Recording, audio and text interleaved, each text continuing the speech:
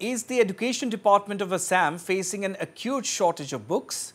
The All Assam Students Union today raised the issue of irregular and delayed supply of textbooks to schools, highlighting the pressure and anxieties that students face as a result.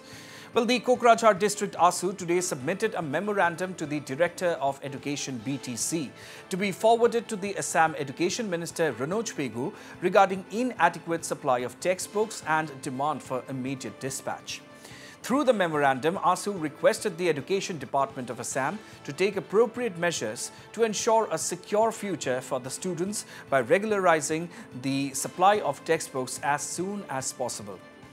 Speaking to the media, the Kokrajhar District ASU President said that even after passing of 2 months of the academic year, students have not yet received their course textbooks. The District ASU President also highlighted the fact that due to the delay in textbook supply, students will have to deal with additional stress of completing the whole course within a span of 7 to 8 months. আজি কদৌ অসম ছাত্ৰ সন্থাৰ আহ্বান মৰ্মে আজি সমগ্ৰ অসমৰ প্ৰতিখন জিলাতে আসলতে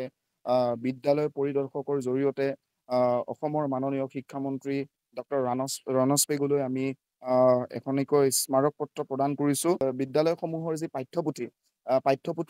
অনিয়মীয়া যোগান আৰু অতি শীঘ্ৰে সেই পাঠ্যপুথিসমূহ যোগানৰ দাবীত আমি আসলতে বিদ্যালয় পৰিদৰ্শকৰ জৰিয়তে ডক্টৰ ৰনজ পেগুলৈ আমি স্মাৰক পত্ৰ প্ৰদান কৰিছো আমি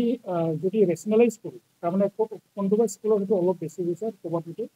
মানে অলপ মানে কম আছে গতিকে হেতু আমি ৰেচনেলাইজ কৰিবলৈ গৈ আছে 2 দিন বা 3 দিনৰ ভিতৰতে কিন্তু আমি এতিয়া জাস্ট প্ৰিলিমিনাৰী চাউন্ডে আমি দেখিছো যে আমাৰ তাত ইমান শৰ্টেজ হ'ব নালাগে গতিকে সেইখিনি ইতিমধ্যে আমি দিছো এৰাউণ্ড 3000 আমাৰ শৰ্টেজ প্ৰবাবিলিটি আছে গতিকে হেতু আমি ইমিডিয়েটলি দিছো কিন্তু আমি আমাৰ বিঅ'বিলাকৰ লগতো ইতিমধ্যে আমাৰ ডিপিটি তেখেতে